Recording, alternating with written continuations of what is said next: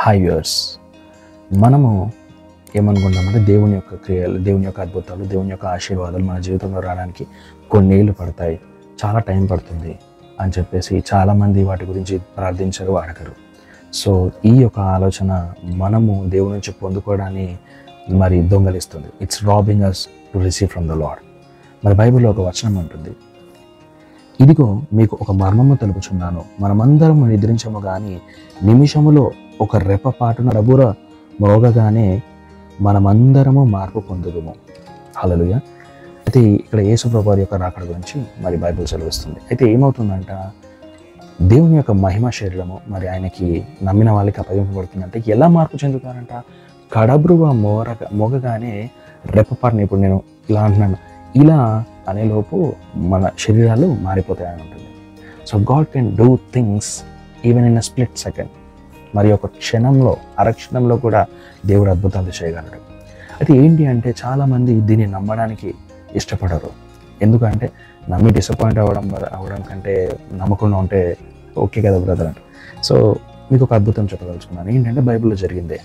మరి ఇంతకుముందు వీడియోలో కూడా నేను చెప్పాను, యేసు ప్రభువారు ఒక కానా విందులకు వెళ్ళినప్పుడు అక్కడ ఏమవుతుందంటే ద్రాక్షారసం అయిపోతుంది. అయితే ద్రాక్షారసం అయిపోయినప్పుడు మరి ఆ యొక్క ఇంటి పెద్ద మేరీ దగ్గరికి వెళ్తే మేరీ యేసు ప్రభువారి దగ్గరికి వస్తుంది. అయితే యేసు ప్రభువారు మరి అక్కడ ఉండే బాణాలు, మరి వాళ్ళు కాలు కడుక్కోవడానికి లేకపోతే తాగడానికి పెద్ద బాణాలు డ్రమ్స్ లాగా పెట్టుకుంటారు, ఆ బాణాలని నీళ్ళని ద్రాక్షారసంగా మారుస్తారు. యూజువల్లీ అంత క్వాలిటీ వైన్ రావాలి అంటే కొన్నేళ్ళు పడుతుంది, కానీ యేసు ప్రభువారు అది కొన్ని క్షణాల్లో చేసి ఇచ్చేస్తాడు. So sometimes this thinking God cannot bless us speedily, మరి దేవుడు తొందరగా మనల్ని ఆశీర్వదించడు అనే ఒక్క చిన్న అపనమ్మకము గొప్పవి పొందుకోవడానికి మనల్ని ఆపేస్తుంది.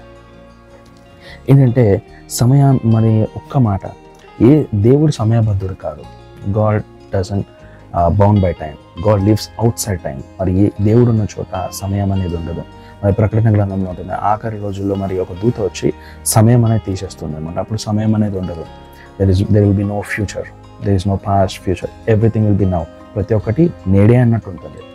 అయితే మరి ఈ దేవుడు కూడా సమయబద్ధుడు కాదు. మనం ఎలా చూస్తామంటే దేవుడు సమయబద్ధుడు. సహోదరుడు సహోదరి, ఈయన ఆల్ఫా ఒమేగా, అంటే ఆది అంతము అయి ఉన్నాడు. కాబట్టి నీ జీవితంలో ఏదైనా నౌ గాడ్ కెన్ డూ, దేవుడు ఏదైనా ఇప్పుడు చేయగలడు.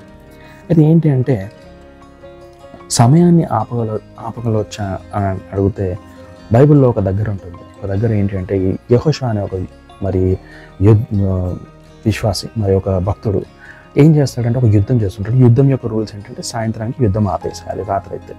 అయితే ఆయన ఏం చేస్తాడంటే ఇప్పుడు కనుక ఆగితే మళ్ళీ శత్రువుకి సమయం ఇచ్చినట్టు అవుతుందని చెప్పేసి, సూర్యుడు నువ్వు అక్కడే ఉండి, చంద్రుడు నువ్వు ఇక్కడే నిలిచిపో అని చెప్పేసి మరి అలా ఆజ్ఞ ఇచ్చినప్పుడు మరి ఒక రోజులు సూర్యుడు అలాగే ఉండిపోతాడంట.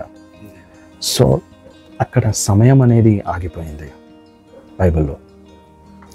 ఒక వ్యక్తి యొక్క విశ్వాసము, ఎందుకంటే విశ్వాసం అనేది లేనివి ఉన్నవి అన్నట్టుకు రుజువై ఉన్నది. When you tap in to this faith, మరి ఎప్పుడైతే నువ్వు యొక్క విశ్వాసములో నువ్వు ఆపరేట్ చేస్తావో, మరి ఈ యొక్క విశ్వాసం ద్వారా నడుస్తావో, నీకు సమయము అనే రూల్ వర్తించదు. So you cannot be bound by time, because విశ్వాసం అనేది లేనివి ఉన్నవి అన్నట్టుకు రుజువై ఉన్నది అని. మరి మీ జీవితంలో ఏదన్నా పాస్ట్లో, లేకపోతే ఏదన్నా మీ యొక్క పాస్ట్లో ఏదైనా జరిగింది, అది ఇప్పటికీ చేంజ్ అవ్వదు బ్రదర్, మరి పాస్ట్లో జరిగింది అది అంతే అనుకుంటున్నావు.